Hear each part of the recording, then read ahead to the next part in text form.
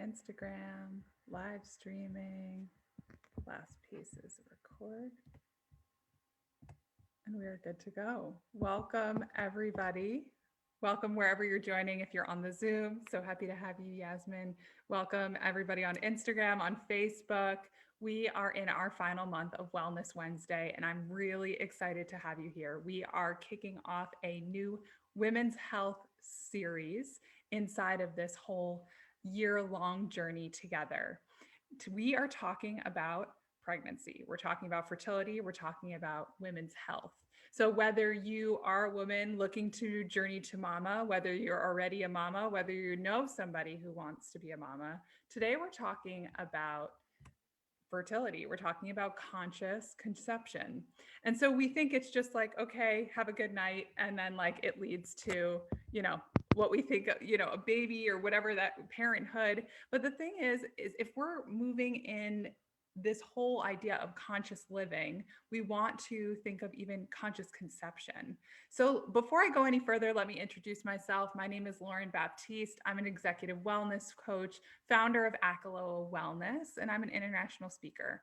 And so what I do is I help empowered, ambitious, kick-ass individuals just like you break through the effects of stress so that you can thrive.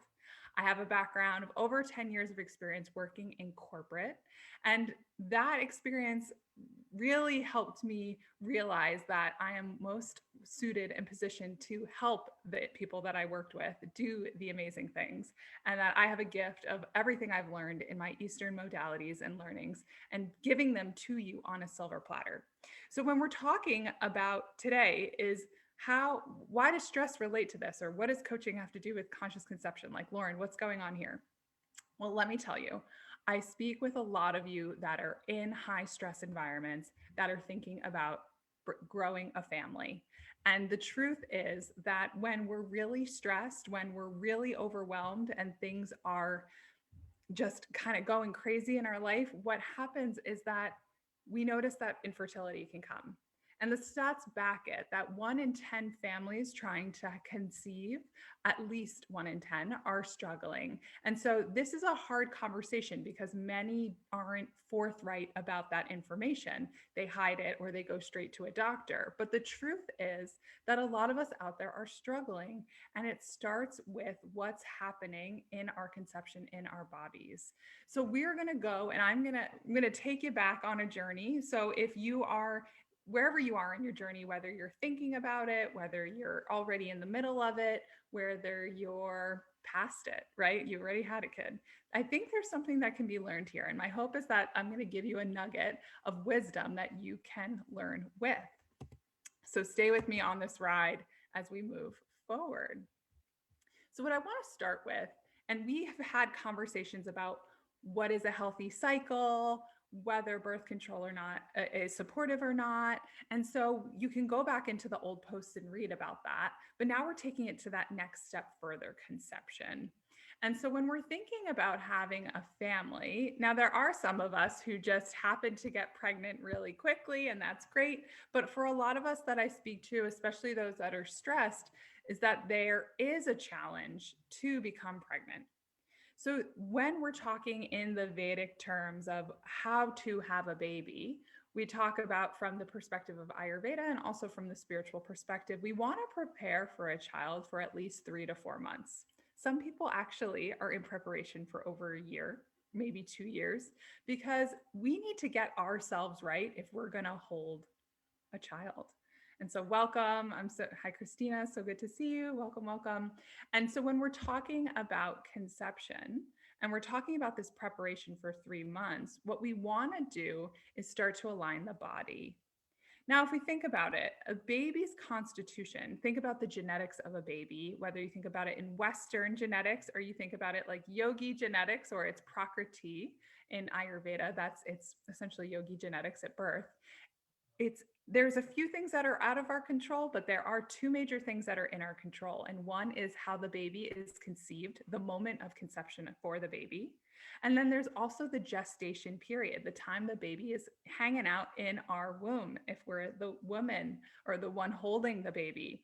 And this is really important. This is key, because if we are bringing this baby into a body, into our temple that isn't healthy and that isn't feeling fully aligned, then that's where trouble can set in. It doesn't mean there will be, right? We've seen a lot of people who maybe have had a baby and they didn't prepare, or they just happen to have this like magical, amazing child.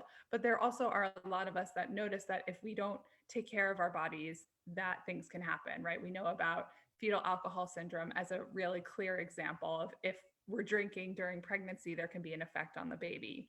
But the thing is, in Ayurveda, we know there are subtleties that come into the consciousness of the baby. The baby can hear what's going on in the womb. The baby can feel what the mama's feeling. And so if mama's coming in with baggage of either physical ama, which is trauma, or even physically, taking like years and years of birth control antibiotics, or years and years of mental trauma through family, that can have an effect that's passed on to the baby. So what we're thinking here when we're talking is, how do we start? We start with you. And that's why we talk about, okay, conscious conception, it's starting with you. And what I want to do is encourage you to start to think that if that's part of something you're thinking about, if you're thinking of this conception journey, my invitation to you is to start by making space. So we need to make space in our own physical body in order to hold space for a child. And so what does that mean? If we're working 100-hour weeks, how are you supposed to hold a baby too? And so if you're working all the time, or even sometimes they'll say, if we're in a tiny living space, we have no room for a child, sometimes we're almost sending mixed signals to the child, like, do I have space for you or not? So a lot of times when I'm working with women that are in this journey, what I will say is, I want to prepare your body, your mind, your soul, and your space, right? Because the five senses have an effect on our well-being. And that's really important to be thinking about. So as we're continuing forward, right, how can I do that? So let me start with my body. 3 to 4 months ahead of time, I want to start considering food that cleanses any types of impurities that are in the body. So this can start with even thinking about the plastic that we eat, the plastic that we eat. It could start with the plastics that are in our life, like thinking about even the Tupperware that I use. Is the plastic serving me? Am I ingesting that? Other things I can think about, my lifestyle habits. Do I live a life where I sleep every single day the same amount of time, or do I give myself enough time to refuel my energy? Right? Considering other things, right? Foods. What type of food am I eating? Am I eating food that is supportive of fertility, or am I eating food that is going against that? So foods that go against that, fried foods, canned foods, frozen foods, foods that essentially are dead in some regard, right? In Ayurveda, we say that those types of foods carry zero prana, life. So if I'm eating food that doesn't have any life, then how is it supposed to be life-giving? So foods that are very life-giving would be fruits and vegetables, right? We know that. That's an easy one. But dates, almonds, saffron, cardamom, even some cinnamon warming spices like nutmeg can be really great for fertility. Also, nuts and seeds can be, think about it, even seed, right? When you're thinking of having a baby, we talk about like a guy's seed or something like that. But as we're talking about, even for us, like seeds are good for our body, and they help when we talk about how we digest them. Those types of foods that I just mentioned they bypass the 7 tissues of digestion and they go right to the reproductive tissues. So we want to have foods that really nurture the reproductive organs 3 to 4 months ahead of time. I don't want you to wait until the week of you're thinking of trying to have a baby that you start to do things like drink raw dairy, or like really good quality dairy, because that is, although it's beneficial, it's actually not getting to the tissues fast enough. So I'm always open. If you have any questions, feel free to put them on the chat. We have a bunch of individuals that are also on Facebook and Instagram. So hello, hello, and welcome. Hi, Jackie. It's so good to see you.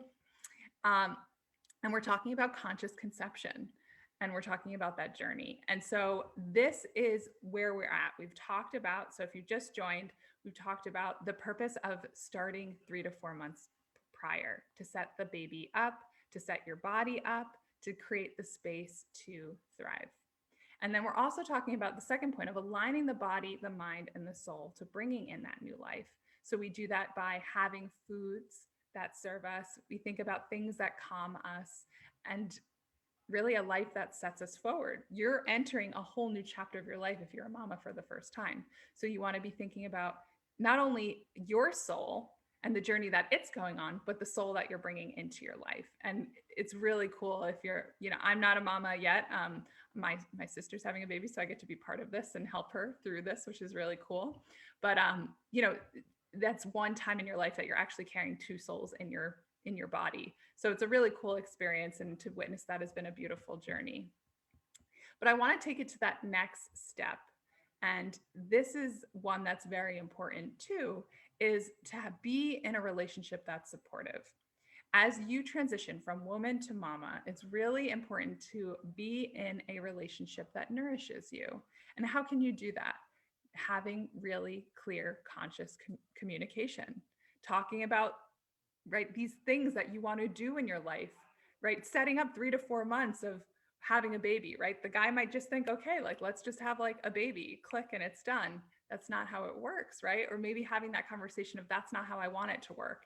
And so it's really important to be in a supportive relationship where you can have those conversations ahead of time so that you can step into that journey fully, that you know that you're supported, because you're going to need help. As much as mamas are independent and they're strong and they're powerful, they also need their tribe, their community, to help so that they can do what they need to do in that moment. And for that, it's hold and carry a new soul, a new life.